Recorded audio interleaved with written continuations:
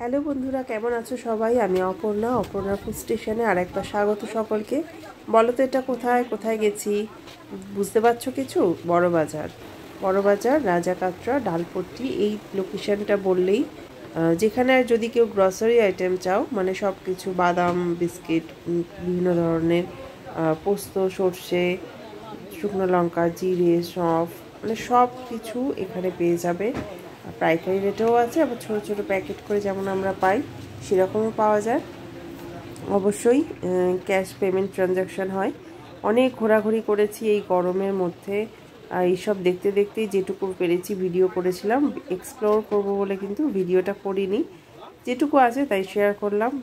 এত হাঁটাহাঁটি করে তো খুব খিদে পেয়ে যাচ্ছে। এইবার তো তাহলে খেতে যেতে হয়। চলে এলাম দক্ষিণ কলকাতার দিকে। দক্ষিণ কলকাতায় তরুণ নিকেতন পাইস হোটেল। এটা প্রায় শতাব্দী প্রাচীন পাইস হোটেল।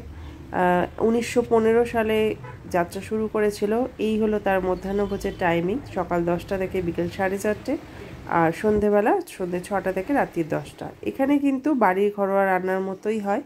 এই হলো ঘরোয়া ইন্টেরিয়র ডেকোরেশন, মানে যেরকম ওনারা শুরু করেছিলেন সেইভাবেই রাখার চেষ্টা করেছেন। ভিডিও তো আগে এত করার চল ছিল না, তাই আগে আমরা ঘুরে গেলেও ভিডিও করিনি। আর ডাল, অবশ্যই ফ্যান নন এসি। ইলিশ মাছের মাথা দিয়ে কচুর শাক, এটা দিয়ে তেল কাটা চচ্চড়ি, মাছের ডিমের বড়া, আম দিয়ে মোরলা। এখনো এই ছিল আমার আজকের মেনু। প্রথমে বলে নিয়েছিলাম।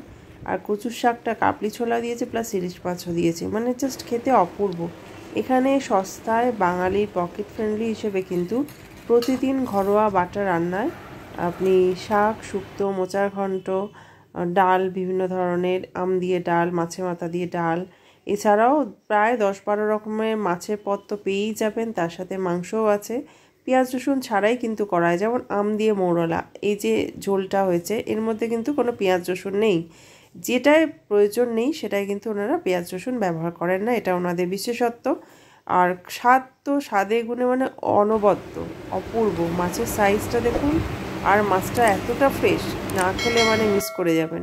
সাবস্ক্রাইব করবেন দেখতে দেখতে আপনার ফুড স্টেশনকে, একটা লাইক করবেন, একটা কমেন্ট করবেন। কাঁকড়ার ঝালও দিয়েছিল। আমি আর আমার বন্ধু অবশ্যই ছিলাম। ভাববেন না যেন আমি একাই এত কিছু খেয়ে ফেলেছি। শেয়ার করে নিলাম আপনাদের সাথে কি কি খেলাম, তাও বললাম, কোথায় গেছিলাম তাও বললাম। ভালো লাগলে লাইক করবেন, কমেন্ট করে জানাবেন। টাটা।